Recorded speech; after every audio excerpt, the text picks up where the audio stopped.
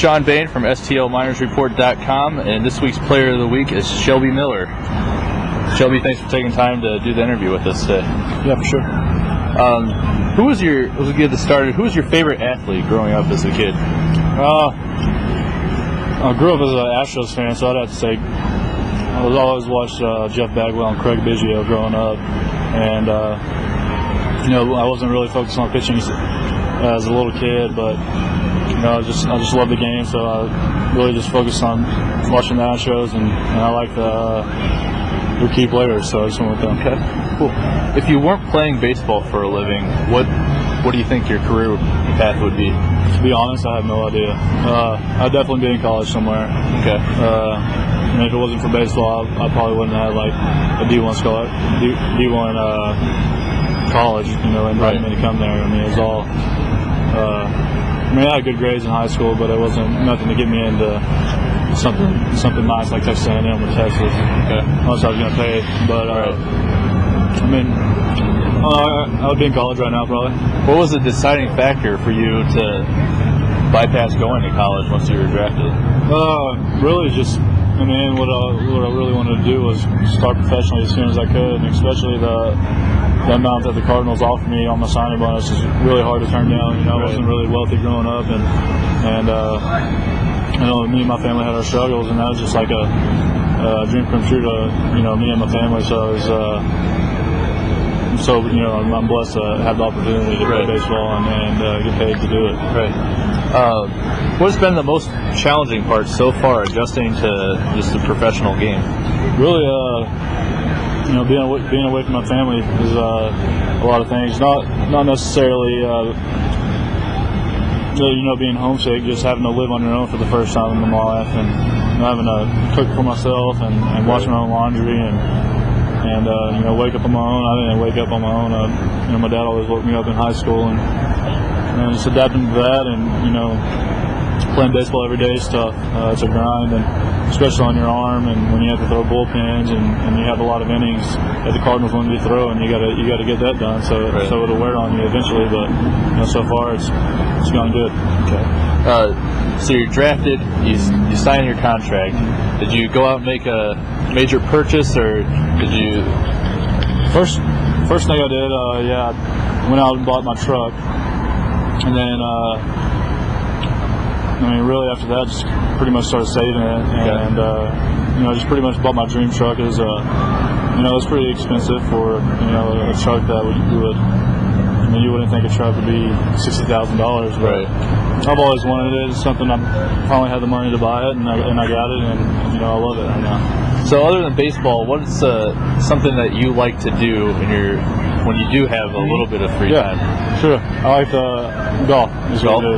I like to play golf, and other than that, I was really just hanging out at the house right now.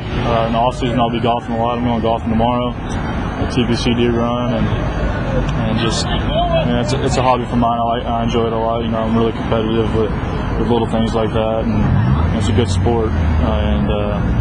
Other than that, I just play video games with my friends and hang out and focus on baseball. Okay.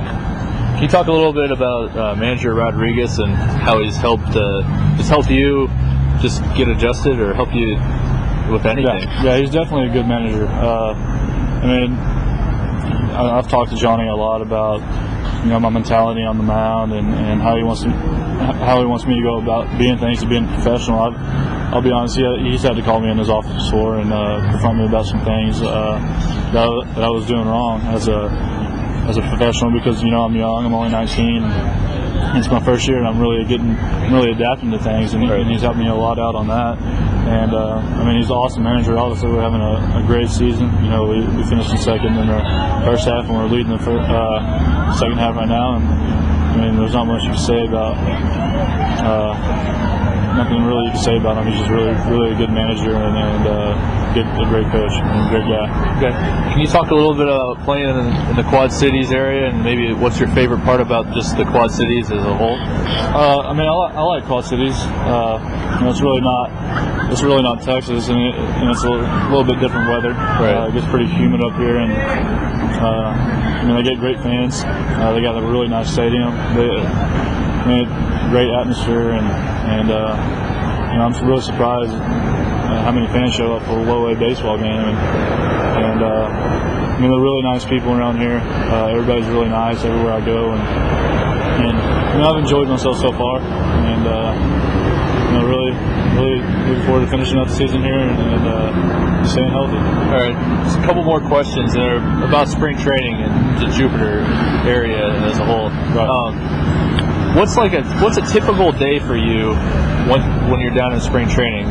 What time do you get to the ballpark? Start doing your wake up about 6:30, 7 o'clock, and you got to be at the field about 8. And, you eat breakfast. I mean, you don't get a great breakfast in the minor leagues, unless you're in big league camp. And then you go out, you practice for about I'd say about 3 hours.